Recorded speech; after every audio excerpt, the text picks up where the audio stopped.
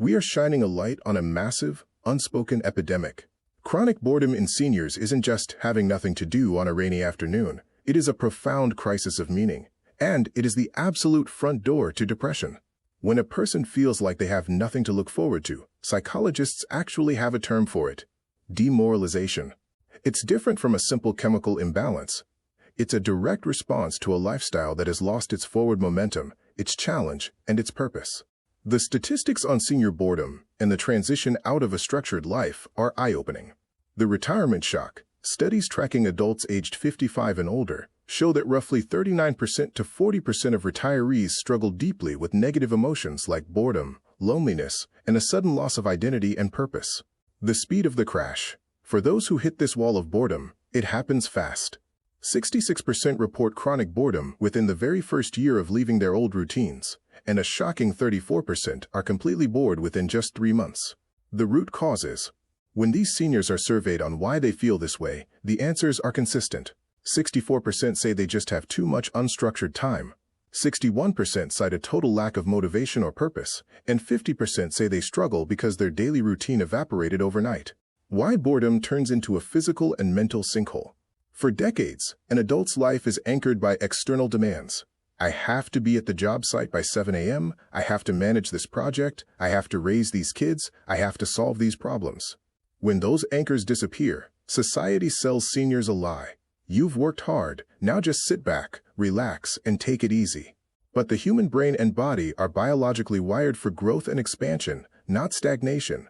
Here is what happens when chronic boredom takes over. The dopamine drought. Dopamine is the neurotransmitter of anticipation and curiosity. It fires when we are pursuing a goal, learning a skill, or looking forward to something. When a senior has a blank calendar and no active projects, dopamine production plummets. Without that biochemical spark, motivation dies, leading to that emotional flatness, apathy. The structural lag problem. Sociologists note that modern society has extended the healthy lifespan, but has failed to create meaningful slots for older adults to channel their wisdom, energy, and skills. Seniors are essentially benched while they still have plenty of game left in them. Physical stagnation. Mental boredom immediately translates to physical behavior. When there's no reason to get up and move, people spend more time sitting. As we discussed with the metabolic drain of depression, this lack of movement slows down circulation, drops oxygen delivery to the brain, and accelerates physical weakness. Boredom and depression are two sides of the same coin. Boredom is the absence of momentum, and depression is the heavy, stagnant, low-energy state that sets in when that momentum has been missing for too long. To fix it, you can't just give someone a hobby to pass the time. You have to help them find a reason to drive the time. A reason to keep on living and feeling fulfilled. The hard truth. Most seniors find it hard to change and grow beyond their programmed state. They usually don't trust or have the faith that there is a solution. Sometimes they just don't want to put in the effort. But for those that do want to change, sometimes they just need encouragement. Our natural state is to feel good, be happy, feel inspired, be creative, grow and learn. Boredom and depression is a result of not living at our potential. The Ready for Change roadmap, finding your outlet. For seniors who are raising their hands and saying, I want more out of life, but I don't know where to start. The answer isn't a one-size-fits-all solution. It's about matching your physical comfort level, personality, and interests with the right community. Here are the best pathways to help you transition from wanting change to living it. 1. The high-energy and outdoor route, community sports. For seniors who miss the thrill of the game and want to soak up some sun, active community sports are the perfect match. The pickleball phenomenon. It's the fastest-growing sport for a reason. It's high energy but low impact, incredibly social, and easy to pick up.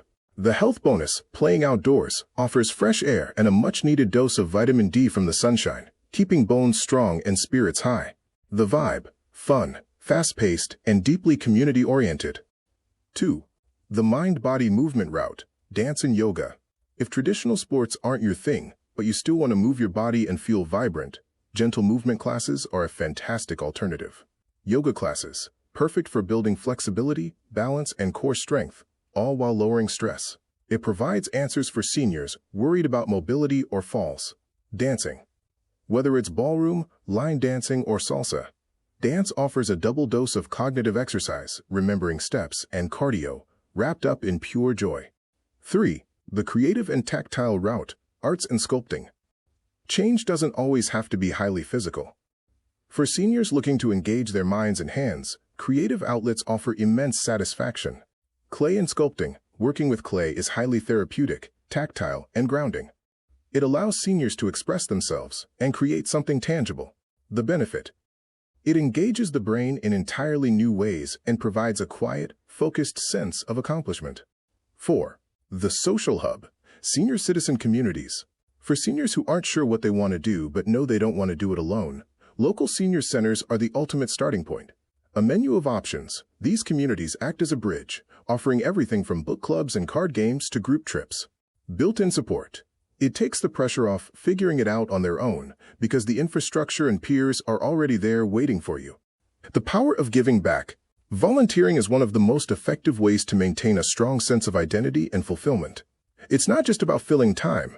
It's about recognizing that a lifetime of skills, hard work, and wisdom still has immense value to the world.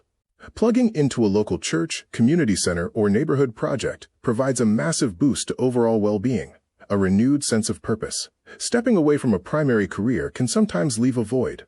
Giving back provides a clear, rewarding answer to the what's next question, offering deep self-satisfaction. Organic social connection. It naturally combats isolation.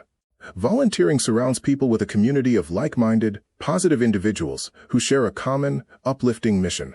Mental and physical momentum. It shifts the focus outward.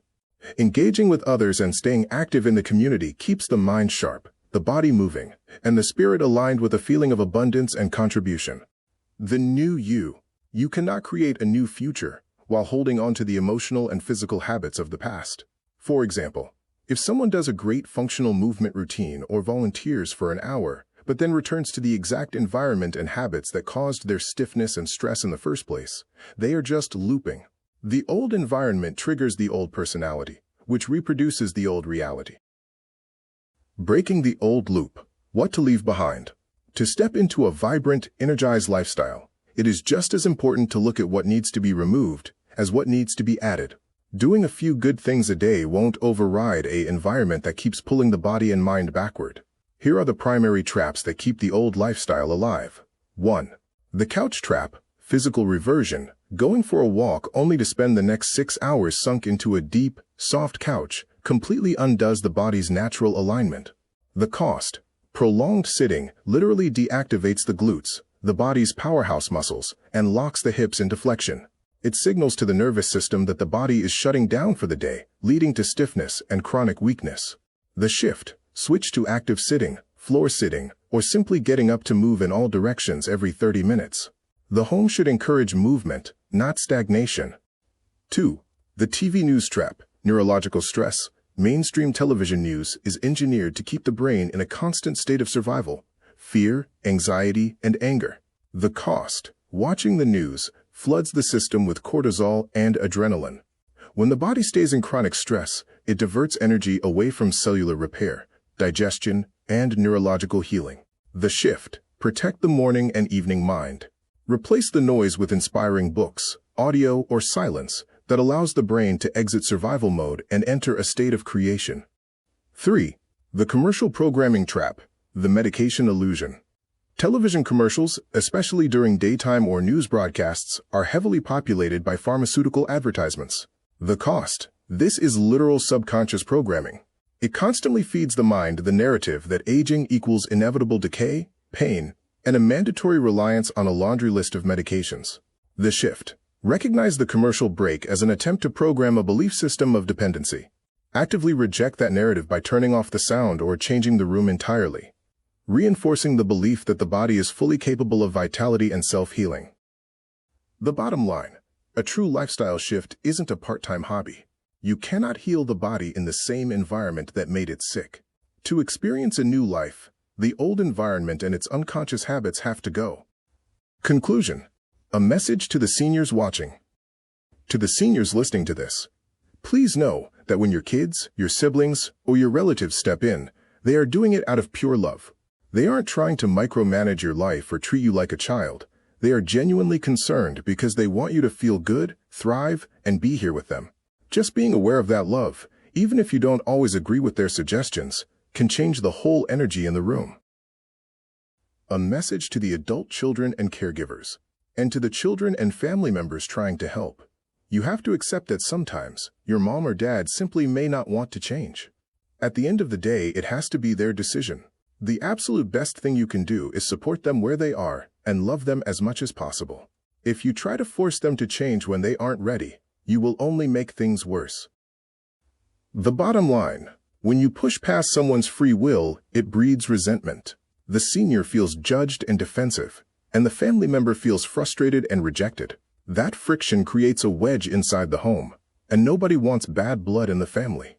Offering the door, keeping it open with love, and respecting their right to choose is the ultimate act of family harmony. That is how you keep the peace, honor their dignity, and protect the relationships that matter most. Thank you for tuning in today. Your support means everything. Make sure you hit subscribe and keep watching, because the information coming your way next is absolutely vital for your physical and mental health. We are breaking down the old scripts and building a blueprint for total well-being, helping you live better, think clearer, and become a better person from the inside out. This is all coming from lived experience. Don't stop moving, and I'll see you right back here for the next one.